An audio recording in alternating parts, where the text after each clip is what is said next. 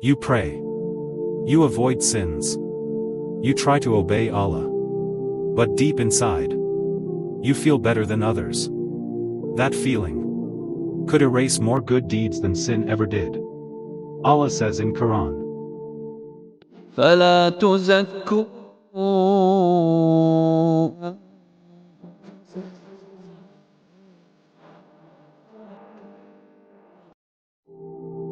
So do not claim yourselves to be pure. He knows best who is truly righteous. There is a dangerous thought that slips quietly into the heart. At least I'm not like them. You don't say it out loud.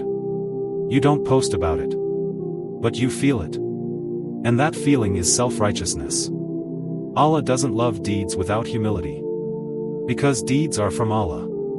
And arrogance is against Him. Someone you look down on today might cry to Allah tonight, with a heart more broken and more accepted than yours.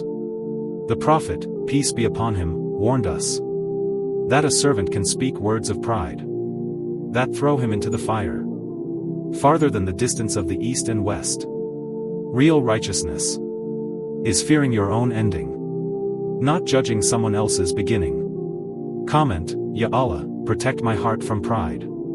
Save this. Good deeds need humility to survive. Follow for day 16, delaying repentance because I'm still young.